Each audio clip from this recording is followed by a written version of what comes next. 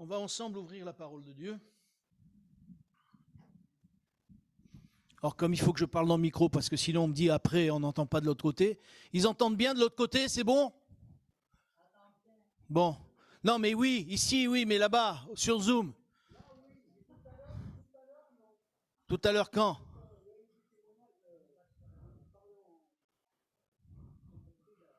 Oui, d'accord. D'accord. Bon, il faut se parler plus dans le micro. Est-ce que vous avez remarqué dans les mariages, quand on va dans les mariages, il y a toujours une personne qu'on voit plus que les autres. C'est la mariée. On dit qu'est-ce qu'elle est belle. Elle est toute en blanc. Regardez, quand je parle de ça, toutes les femmes, elles sont là. Ah oui. Tout de suite, ça se voit, vous voyez. J'allais dire, le clou du spectacle du mariage, entre parenthèses, c'est la mariée. Presque le marié n'existe pas. Pourtant, ils sont deux, hein. Mais on regarde la mariée. Qu'est-ce qu'elle est belle, elle est tout en blanc, c'est formidable.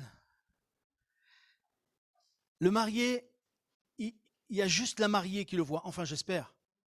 J'espère que la mariée au moins le voit. Parce que les autres, ils voient que la blancheur de la mariée. Comme elle est belle, la mariée. Elle est toute en blanc. Ça fait 5 à 10 ans qu'elle vit avec le même bonhomme, qu'elle a 3 enfants, mais elle se marie en blanc parce qu'elle est en pureté. Bon, on voit les choses comme on peut les voir. D'accord? Ça n'a pas d'importance. Pour moi, ça n'a pas d'importance. Lorsque nous avons marié nos enfants, j'ai voulu acheter un costume pour être beau pour mes enfants. Ma femme m'a dit, ne prends pas le costume trop beau, qu'on ne te prenne pas pour le marié. Je lui ai dit, mais quand même, il ne faut pas exagérer. Il ne faut pas exagérer quand même. Je ne vais pas me mettre un costume pouilleux parce que mon fils, il doit être beau aussi. Elle m'a dit, non, mais il ne faut pas que tu prennes le costume trop... Je dis, bon, alors j'ai pris un costume comme il me plaisait, quoi. Et après, un jour, enfin, les jours du mariage, il y a des gens qui m'ont dit, ah là là, t'es aussi beau que le marié. J'ai surtout pas dit à ma femme. J'ai surtout pas dit à ma femme parce qu'elle aurait pu dire, tu vois, je t'avais dit, il ne faut pas que tu sois aussi beau que le marié. Parce qu'elles veulent que leurs enfants soient vus. Pourquoi je parle de la mariée? Parce que le thème de ce matin, c'est l'Église. L'Église, est-ce que nous connaissons l'Église? Est-ce que nous savons qu'est-ce que c'est que l'Église? Et j'aimerais ce matin qu'on puisse découvrir déjà dans un premier temps qu'est-ce que c'est que l'Église. Si nous avons tous les yeux sur une mariée en disant qu'est-ce qu'elle est belle la mariée, j'aimerais vous dire que l'Église un jour dans le ciel, elle sera applaudie par les anges. Et elle sera les yeux, elle est déjà l'Église, le regard de tous les anges qui regardent l'Église. Vous savez que vous êtes regardés par les anges? Vous savez que les anges vous envient, nous envient, parce que je fais partie aussi de l'Église. Hein. Ils nous envient parce qu'on a une grâce toute particulière.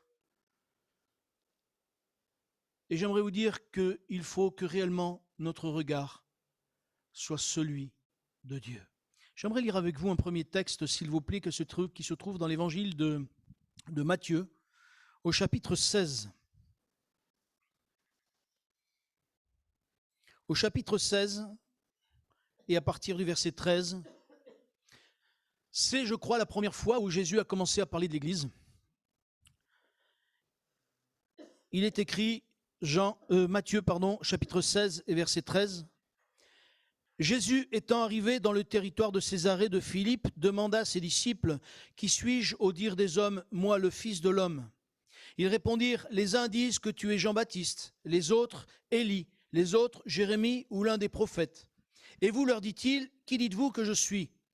Simon lui répondit, « Tu es le Christ, le Fils du Dieu vivant. » Jésus, reprenant la parole, lui dit, « Tu es heureux, Simon, fils de Jonas, car ce ne sont pas la chair et le sang qui t'ont révélé cela, mais c'est mon Père qui est dans les cieux. Et moi, je te dis que tu es Pierre, et que sur ce roc, je bâtirai mon église, et les portes du séjour des morts ne prévaudront point contre elle.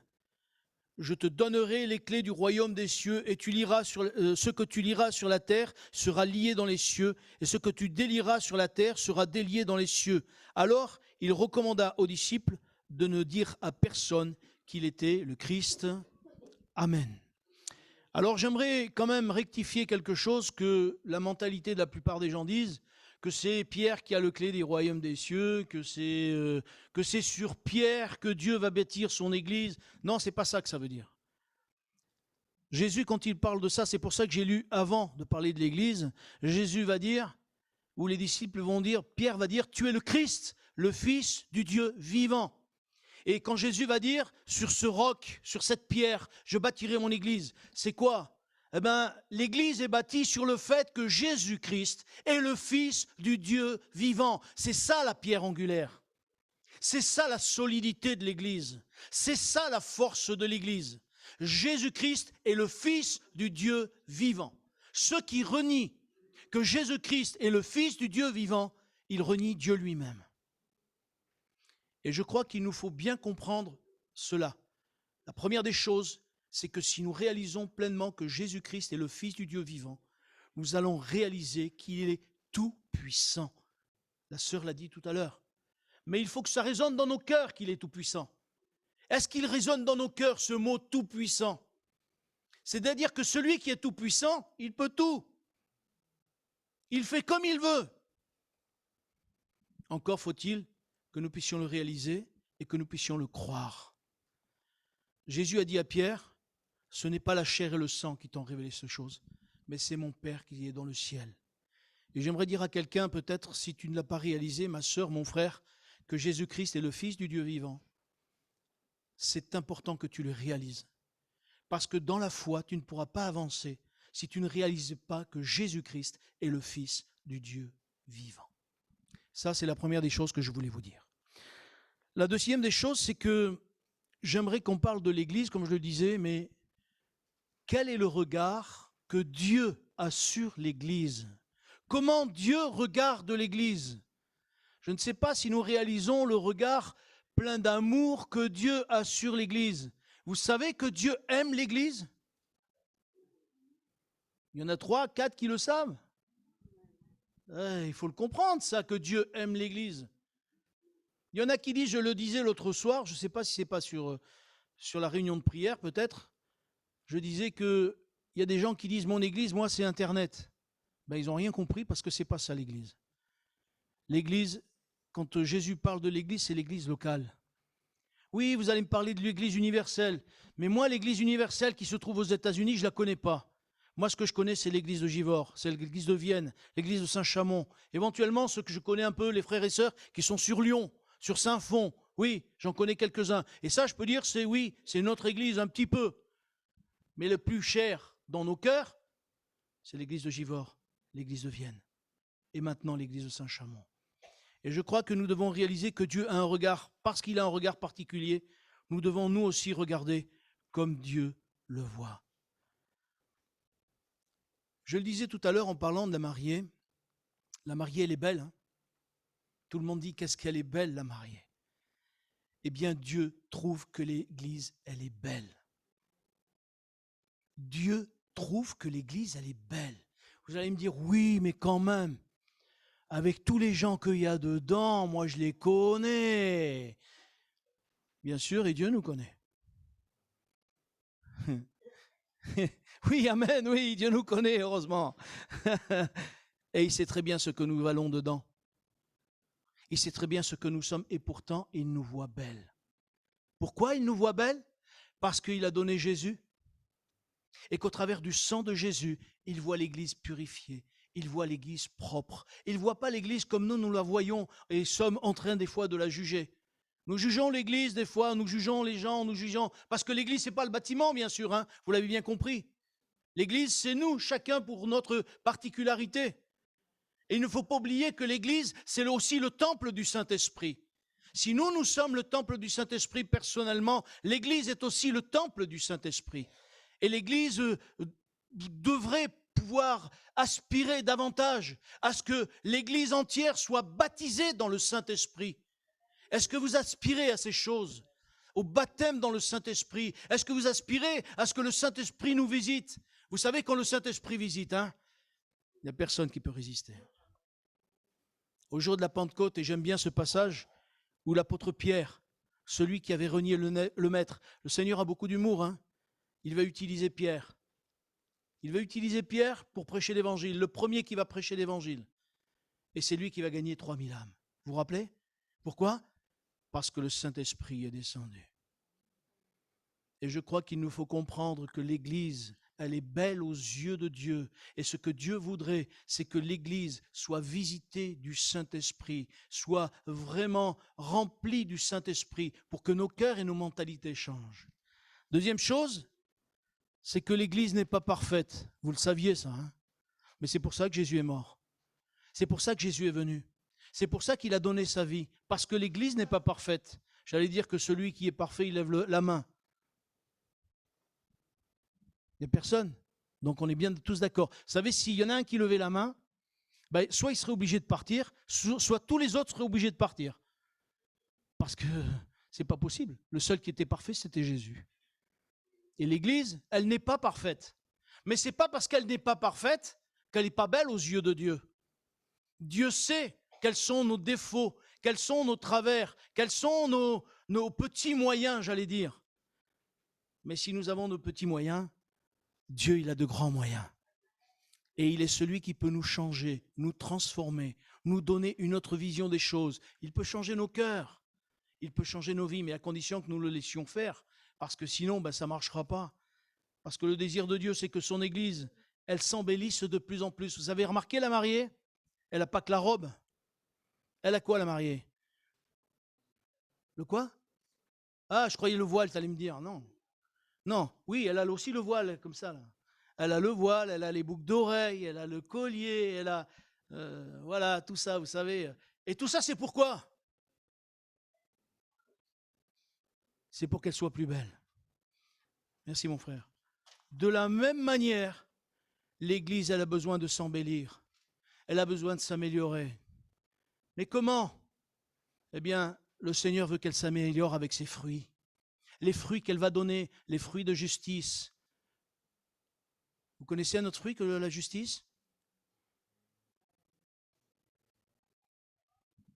Et c'est quoi ce fruit? Le fruit de l'esprit? Non? Eh ben oui. Oui, il faut que je vous le dise, quoi. C'est ça. Vous attendez que je vous donne la béquée, si je comprends bien.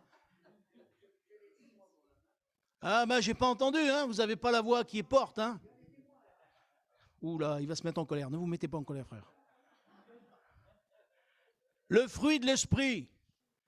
Mes frères et sœurs, nous ne sommes pas dans l'église pour attendre seulement qu'on nous donne les choses. Sinon, nous restons comme des enfants. Nous voulons être de ceux qui participons, de ceux qui sont là, non pas seulement pour écouter, mais pour vivre la présence de Dieu, pour vivre l'Esprit de Dieu, pour vivre son amour et sa grâce. Nous pouvons le vivre ce matin. Nous pouvons vivre ses guérisons, nous pouvons vivre ces choses qu'il a promises pour l'Église. Mais ça, il faut que nous voulions le vivre et que nous ne soyons pas comme des attentistes. Ils ne sont pas là pour attendre. Moi, je suis surpris. Le dimanche matin, des fois, je me retiens de louer Dieu. Parce que je partirai une fois, et je partirai 2 fois, et je partirai 3 fois. Et il y en a qui partent jamais. C'est dommage. Nous n'avons pas de raison de louer Dieu. Nous n'avons pas de raison de dire Seigneur, tu es grand. Nous n'avons pas de raison de dire je sais que je suis sauvé. Si? Alors louons Dieu. Ne soyons pas seulement attentistes. Ne soyons pas de ceux qui attendent seulement qu'on leur donne à manger. Non, le Seigneur veut que son Église soit une Église vivante. Une Église vivante, c'est une Église qui participe. C'est une Église qui va de l'avant. C'est une Église qui n'attend pas. Alors je sais ce que vous allez me dire. Oui, mais quand j'arrive, des fois, je n'ai pas le moral. Vous croyez que les prédicateurs, ils ont le moral quand ils montent sur l'estrade? Vous croyez que tout se passe bien pour les prédicateurs lorsqu'ils montent sur l'estrade? Non, pas forcément. Des moments, ça va bien. Et des moments, ça ne va pas. Mais qui c'est le plus grand? C'est Dieu. Et qui c'est qui renouvelle? C'est Dieu. Et que dit la parole? Que Dieu renouvelle pendant la marche. Si nous ne marchons pas, nous ne serons pas renouvelés. Celui qui s'arrête, il a commencé déjà à perdre sa foi. Et s'il s'assied, comme dit le psaume, ça va encore pire. Mes frères et sœurs, nous devons marcher. Marcher par la foi. C'est ce que Dieu veut de son Église. Qu'elle aille de l'avant. Elle est belle quand elle va de l'avant. Elle est belle quand justement elle se bat. Elle est belle aux yeux de Dieu quand cette Église, elle est là, persévérante, pour que des âmes soient sauvées, pour que le frère soit relevé, pour que réellement je puisse prendre soin des uns et des autres. Elle est belle aux yeux de Dieu, cette Église, parce que Dieu voudrait une Église qui soit vivante et qui aille de l'avant. Mais vous savez, l'Église, elle est fragile. Et nous ne réalisons pas toujours que l'Église est fragile. Elle est fragile parce qu'il suffit de peu de choses. Et le diable le sait. Le diable le sait. Parce que l'Église, elle est fragile. Il suffit, vous savez, des fois de pas grand-chose. Et j'ai vu des moments dans les églises, et pas qu'ici, dans des églises où j'ai vu qu'une parole de travers peut faire partir tout le monde dans n'importe quel sens. Une parole de travers. Et vous savez, le diable, c'est mettre le doute. Vous vous rappelez ce qu'il a fait dans le jardin d'Éden? Dieu a-t-il réellement dit? Il a commencé à lâcher un petit venin, vous savez? Un petit venin dans le cœur de Ève. Et ce petit venin a pris plus de place. C'est pour ça que l'Église, elle est fragile. Et nous devons en prendre soin, et les uns et les autres. Ce n'est pas aux serviteurs de Dieu à prendre soin de l'Église. L'Église, c'est chacun d'entre nous. C'est à chacun d'entre nous à prendre soin de l'Église et des autres. Nous avions une discussion hier soir dans un certain domaine, je ne vais pas y rentrer, avec des membres de ma famille qui ont vécu des moments un peu particuliers, où ils ont vu, sans rentrer dans les détails, un homme possédé. Et il s'est passé des choses toutes particulières et on en a parlé. Et je pensais au message de ce matin et je me suis dit, Seigneur, non seulement on est fragile, mais on est en danger. Parce qu'on est en train petit à petit de s'endormir. On s'endort parce qu'on ne réalise pas que le diable endort ce monde. Il endort ce monde avec Halloween, avec les fêtes de ceci, les fêtes de cela, avec les rêves parties, c'est ça? Les rêves parties, ça s'appelle comme ça. Les rêves, vous savez, les jeunes, là, les musiques qu'ils ont, qui vous cassent les oreilles, et que c'est même pas de la musique pour moi, mais... Oui, du bruit, voilà. Et toutes ces choses fait que, petit à petit, le diable rentre dans les familles. Mais ça ne se voit pas. Halloween, tous les enfants qui viennent demander des bonbons. C'est la porte ouverte à quoi, ça, dites-moi? C'est la porte ouverte au diable, qui petit à petit grignote les familles. Et le pire, c'est que quand les chrétiens ne réalisent pas qu'Halloween, c'est un danger. Quand les chrétiens ne réalisent pas que certains films, comme Harry Potter et tout le reste, et je ne vais pas en citer d'autres, ils parlent du diable comme si c'était un copain.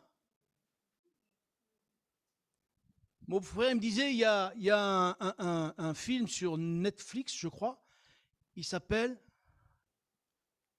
il parle du diable, quoi. Oh, carrément, il parle du diable, je ne sais plus le nom, ça n'a pas d'importance. Ah c'est ça, je crois. Et mon beau-frère me disait, dans le descriptif, ce film dit que le diable est venu sur la terre pour faire du bien aux hommes et que le méchant, c'est Dieu. Non mais, on est à l'envers, là. Et les gens, ils regardent ça au travers de Netflix et ils le croient. Mes sœurs, mes frères, nous sommes en danger si nous ne nous réveillons pas.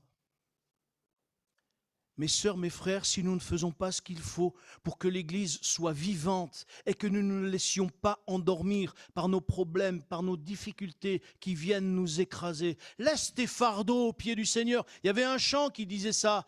Laisse tes fardeaux aux pieds du Seigneur. Laisse-le s'occuper de tes fardeaux. Il va s'occuper de ta vie. Laisse-le s'occuper de tes problèmes, tes difficultés. Sois l'Église vivante.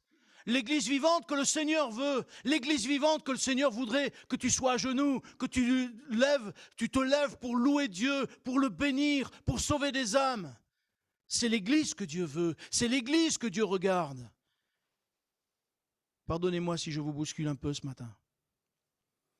Dans mon cœur, il y a ce feu, je me dis, Seigneur, nous sommes dans les derniers temps, tu reviens bientôt, il faut qu'on se réveille. J'ai envie de voir la bénédiction sur Givors, sur Vienne et sur Saint-Chamond et dans toute cette région. Pourquoi pas? Parce que Dieu est tout-puissant. C'est à nous dire non, Seigneur, écarte de ma vie ce qui n'est pas à ta gloire. Je l'ai dit bien souvent, mais comme je le disais tout à l'heure, le diable au travers de toutes ces choses, et vous savez, même dans la musique qui rentre petit à petit. Il fut un temps, quand j'étais plus jeune, il y avait un pasteur qui nous avait... On avait des disques vinyles, vous savez. Et en fait, ils avaient mis la courroie à l'envers pour qu'on écoute les disques d'ACDC à l'envers. Vous allez me dire, pourquoi faire? Normalement, un disque, c'est pour l'écouter dans le bon sens. Mais parce que dans ces disques-là, il y avait des messages subliminaux. Vous savez ce que c'est un message subliminal? C'est un message caché. Exactement. Et dans ma jeunesse, je ne savais pas, et on nous a montré ça. Alors on pourrait dire, c'est AC/DC, c'est normal. Mais même chez les Beatles, quand ils tournaient le disque à l'envers, vous savez le message qui passait? Suicide-toi, suicide-toi, suicide-toi, suicide-toi, suicide-toi. Et après on s'étonne que les jeunes se suicident. Vous savez que l'Église, elle est là pour justement être un rempart, et on y reviendra, mais pas aujourd'hui parce que ce serait trop long, mais l'Église est là pour être un rempart contre toutes ces choses. L'Église est là pour montrer la lumière. Nous sommes la lumière du monde. Et je crois que nous devons réaliser que nous avons notre part. Dieu a un regard sur nous tout particulier. Si Dieu nous a appelés à justement être dans l'Église, c'est pour que nous soyons vraiment ses ouvriers. Nous avons la liberté. Qui est libre aujourd'hui? Moi, je suis libre. Jésus m'a libéré. Est-ce que tu es libre, ma sœur? Est-ce que tu es libre, mon frère? Oui, si nous sommes libres, alors nous devons avoir cette liberté. Et non pas être, vous savez, timorés. Il semblerait que les chrétiens sont plus timorés que les autres. Ils n'osent pas, ils ne savent pas. L'apôtre Paul va dire à Timothée, mais Dieu ne nous a pas donné un esprit de timidité, mais un esprit de force et de puissance. C'est ça que Dieu a donné à l'Église. Voilà le regard que Dieu a sur l'Église. Il a donné à l'Église tout ce qui est nécessaire pour que nous puissions aller de l'avant, pour que nous n'ayons pas peur du lendemain, pour que nous n'ayons pas peur des difficultés et des problèmes. J'en parle souvent et souvent je me dis moi-même, mais réalise que les premiers chrétiens qui ont été poursuivis, j'en parlais hier je crois à Saint-Chamond, les premiers chrétiens, vous savez ce qui leur est arrivé? Lorsque Néron a voulu tuer les chrétiens, il a brûlé la ville de Rome et il a dit mais c'est les chrétiens qui l'ont brûlé. Et vous savez ce qu'il a fait? Il a crucifié les chrétiens. Et non seulement il les a crucifiés, mais il les a brûlés. D'autres se sont fait dévorer par les lions. Et vous savez ce qui les étonnait? C'est que les chrétiens chantaient des cantiques. Ils disaient, mais ils sont fous ces gens. Ils chantent. Mais qu'est-ce qui se passe? Ça ne va pas. Et bien sûr que ça ne va pas. Pour eux, ça ne va pas. Mais pour nous, ça va bien.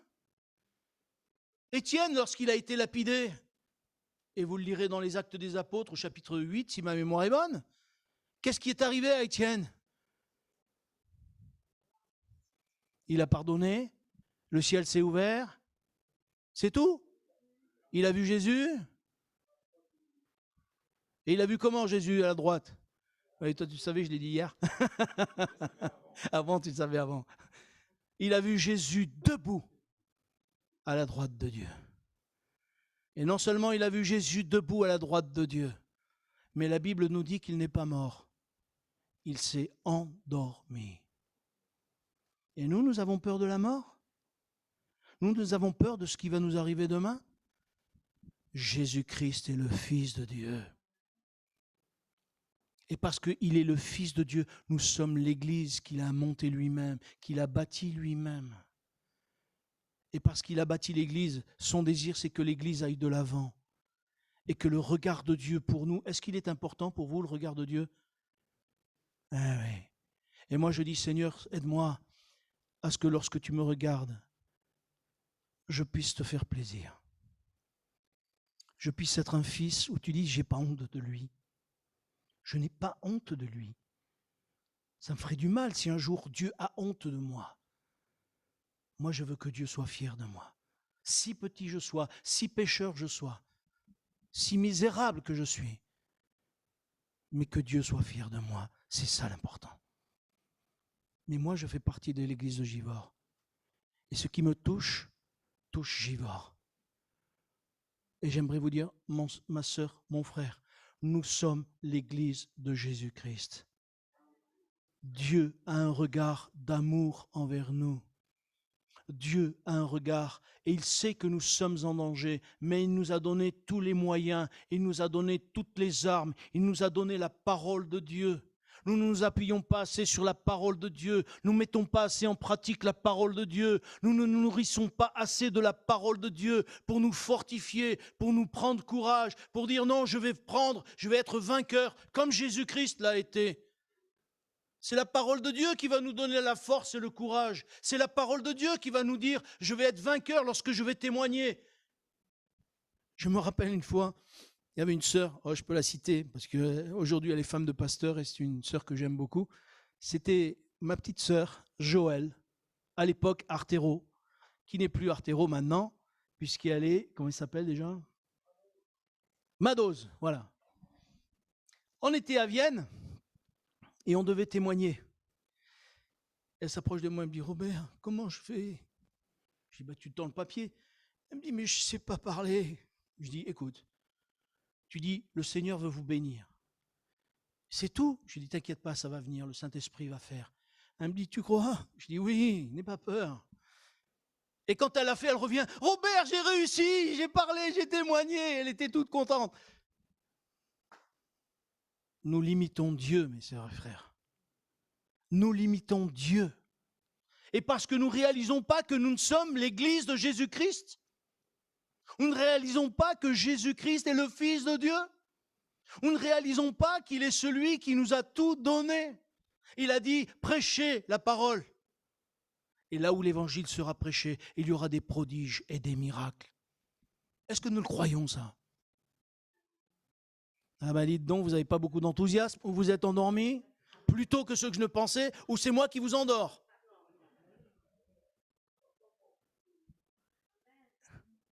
Ah, je vous endors. Je dis, je vous endors, elle dit, amen la sœur. Je suis mal barré, hein. Non, j'ai compris, ma sœur, j'ai compris. Je vous taquine un peu, parce que je suis taquin. Aïe, Seigneur, que le Seigneur nous aide à être une église réveillée. Le Seigneur n'arrête pas de nous regarder. Il nous regarde, il nous voit, même si nous sommes fragiles, même si nous sommes imparfaits, même si nous sommes en danger. Le Seigneur nous a rendus libres et il faut que cette liberté, nous puissions la proclamer aux autres. Hier, il y a un jeune homme qui a téléphoné. Je ne savais pas que j'avais mon numéro de téléphone sur les appels de la vie. Je l'ai découvert hier. Parce que il y a quelqu'un qui m'appelle. Il me dit, Père, je pourrais vous parler? Père? Non, c'est pas un fils à moi, je vous garantis. Je dis, écoutez, oui, il me dit, parce que je viens de je ne sais pas trop d'où. Il m'a expliqué qu'il a fait, plein de trucs. Je dis, écoutez, venez sur Givors, du coup, on s'est vu. Il a 35 ans, il a déjà une vie cassée, brisée de tous les côtés. Mes sœurs, mes frères, nous sommes l'église de Jésus-Christ. Il y a tellement de gens à réparer, tellement de gens qui ont besoin de Jésus. Il y a tellement besoin de gens à qui nous devons parler de Jésus-Christ. Oui, je sais, je vais revenir là-dessus. Vous avez des problèmes, des difficultés? Oui. Et c'est pas fini. Ça vous rassure? Non, c'est normal. Jésus revient bientôt. Et parce qu'il revient bientôt, les choses ne vont pas s'améliorer. Les hommes croient que ça va s'améliorer, ils vont trouver un qui va leur aider, qui va les aider, qui va... Non, non, non, mais moi je ne me fais pas d'illusions. Hein. Mais moi je sais en qui j'ai cru, et vous? Moi je sais en qui j'ai cru. Et je ne veux pas oublier que nous sommes l'Église de Jésus-Christ. Et que vous savez, bientôt Jésus revient chercher son Église. Et vous savez pourquoi il revient la chercher? Est-ce que vous savez pourquoi il revient la chercher au fait?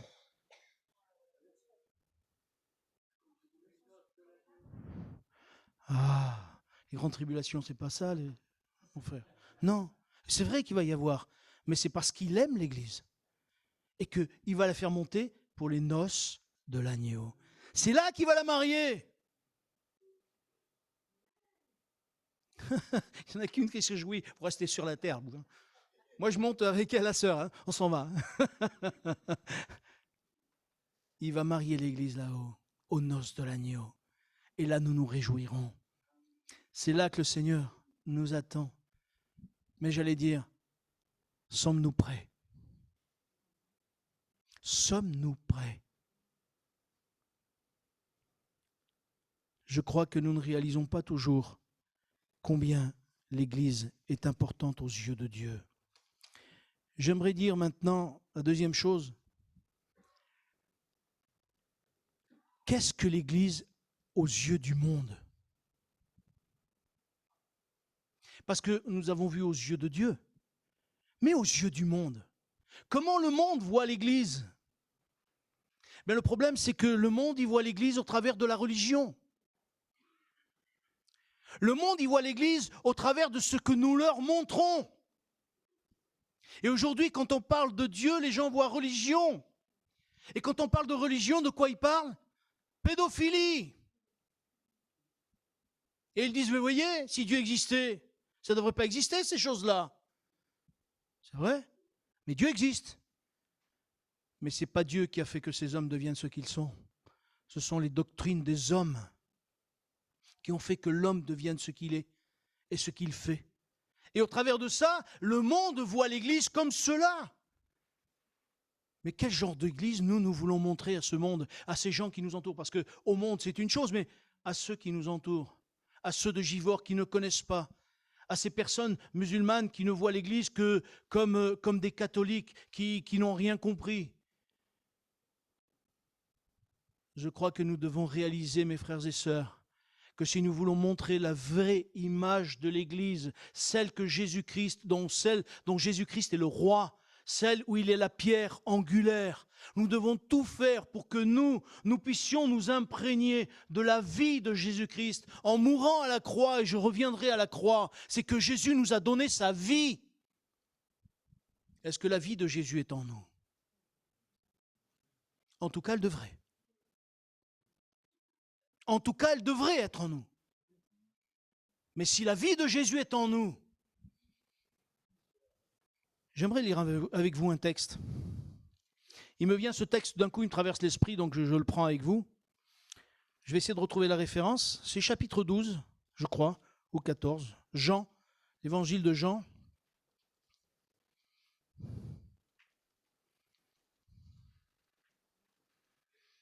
Au chapitre 14 et au verset 12. Et c'est un verset qui me suit depuis des années. C'est comme si le Seigneur me le répétait constamment, constamment, constamment. Et chaque fois que je prie pour quelqu'un, je pense à ce verset. Verset 12, il est dit, en vérité, je vous le dis, celui qui croit en moi fera aussi, vous avez bien entendu, fera aussi, que je ne me perde pas. Oui, je me suis perdu là-dessus, donc je vais le lire là-dessus. Fera aussi les œuvres que je fais, et il en fera des plus grandes, parce que je m'en vais au Père. Et tout ce que vous demanderez en mon nom, je le ferai, afin que le Père soit glorifié dans le Fils. Est-ce que vous croyez ce verset? Parce que ça, c'est la vie de Jésus-Christ. C'est la vie qu'il nous a donnée. Et nous avons la vie de Jésus là, avec nous, en nous. Et nous disons, Seigneur, bénis-nous, on a besoin de toi. Si Jésus nous a donné la vie, alors c'est avec foi que nous devons. Celui qui croit en moi, celui qui croit en moi, a dit Jésus, fera aussi les œuvres que j'ai faites et il en fera de plus grandes. Ça, c'est la destinée de l'Église. Qu'est-ce que nous allons faire de ces choses? Qu'est-ce que nous allons faire de ces versets? Le monde a besoin de voir l'Église de Jésus-Christ telle qu'elle est. Une Église pleine de foi, une Église pleine d'amour les uns pour les autres, une Église pleine d'amour pour les âmes qui se perdent, une Église qui, excusez-moi, mais qui reflète l'amour. Ça devait tellement refléter que les gens devraient dire, mais comme le visage de Moïse, vous vous rappelez le visage de Moïse? Les gens disaient, mais il a un visage qui reflète. Il y avait quelque chose, ils disaient vraiment la présence de Dieu est sur son visage. La présence de Dieu devrait être dans notre visage. Ne laissons pas le diable nous faire douter de ce que Dieu nous a donné. Nous avons vraiment une entité, comment dire, je ne trouve plus le terme maintenant, nous sommes l'Église de Jésus-Christ tout simplement. Mais ça veut dire quelque chose pour moi. Et pour toi, ma sœur. Et pour toi, mon frère. Maintenant que nous avons vu comment Dieu voit l'Église, comment le monde voit l'Église, comment moi je vois l'Église. Est-ce que je vois l'Église comme Jésus la voit? Est-ce que j'aime l'Église? Je suis étonné, moi, des fois. Les gens disent, oui, l'Église, elle n'est pas parfaite. Oui, l'Église, elle manque d'amour. Un jour, quelqu'un m'a dit, mais de toute façon, l'Église, elle manque d'amour. Et je lui ai dit, est-ce que vous aimez l'Église? Non, non, non, non, mais l'Église, elle manque d'amour. Ça, c'est facile. Ça, c'est facile. J'accuse d'abord les autres pour me dédouaner à moi. Et Jésus dit, avant de regarder la paille qu'il y a chez l'autre, regarde la poutre qu'il y a chez toi. Et quand je dis aux autres qu'ils n'ont pas d'amour, est-ce que moi j'ai de l'amour pour l'Église? Moi, je devrais avoir de l'amour pour mon frère qui est imparfait. Je devrais avoir de l'amour pour Robert qui est le pénible, qui vient toujours redire les mêmes choses et qui vient nous harceler sur la parole, sur la prière, qui vient nous pousser, qui... Eh oui, parce que même le pénible de l'Église, il faut l'aimer, comme Jésus-Christ l'aime. Pourquoi? Parce que c'est le rôle de l'Église. Et je crois qu'il nous faut de plus en plus réaliser que l'amour que j'ai pour l'Église va refléter ou pas chez les autres. Si moi, j'aime l'Église, l'Église va m'aimer. Vous savez, quand je suis venu à Vienne, je venais de l'église de Lyon, rue Robert. La rue, c'était le même nom que moi. La rue Robert, et j'aimais beaucoup cette église, c'est là où je suis né spirituellement, donc j'avais un attachement particulier. Et quand le Seigneur m'a dit de venir à Vienne, j'ai dit non. Je vous l'ai déjà raconté à Givors. Non? Oui? Dieu m'a dit, tu vas à Vienne, j'ai dit non. Obéissant comme tout. Seigneur m'a dit, tu vas à Vienne. J'ai dit non, je ne vais pas à Vienne. Seigneur m'a dit, tu vas à Vienne. Et il n'a plus rien dit. Et je dis, moi, je n'irai pas à Vienne. Et où je suis aujourd'hui? À Vienne. À Vienne. Givors, Vienne, voilà. Mais au début, j'ai dit, je ne voulais pas venir.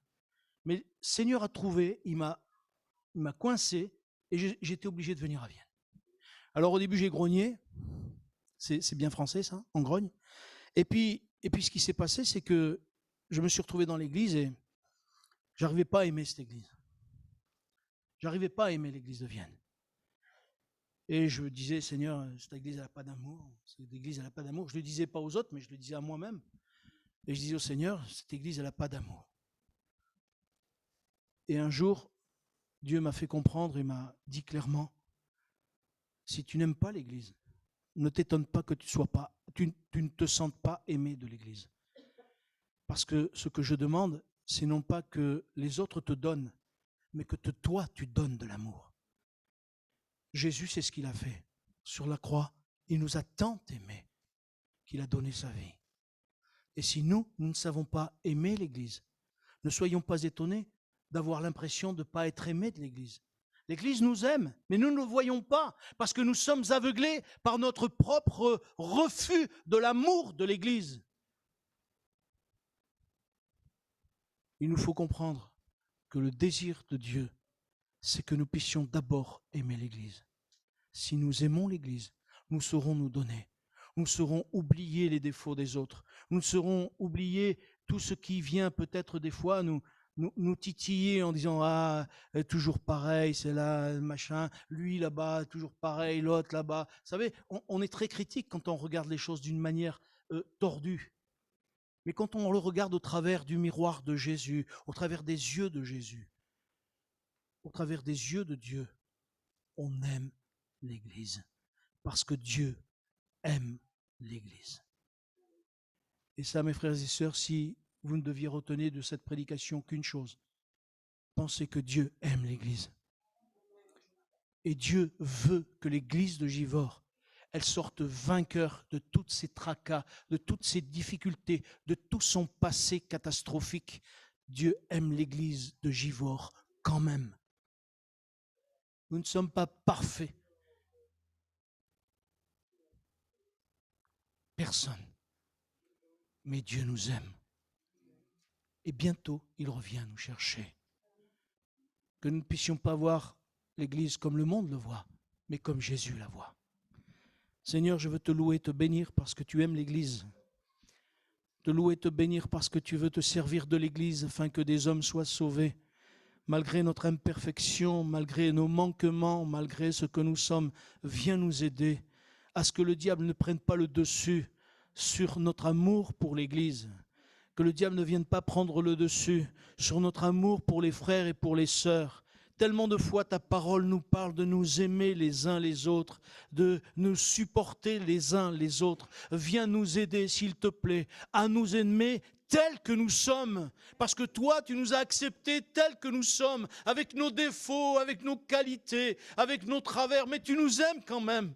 Alors Seigneur, aide-nous à aimer l'Église comme tu aimes l'Église. Seigneur, dans le nom de Jésus, merci de bénir mes sœurs, de bénir mes frères, et que leurs soucis, leurs difficultés, leurs tracas ne soient pas supérieurs à que la vision que toi tu as des choses de cette vie. Seigneur, s'il te plaît, viens bénir chacun en particulier. Père, je te le demande dans le nom de Jésus, et je te dis merci. Amen. Que le Seigneur vous bénisse. Et je vous dis, ah oui, les annonces, j'ai oublié les annonces.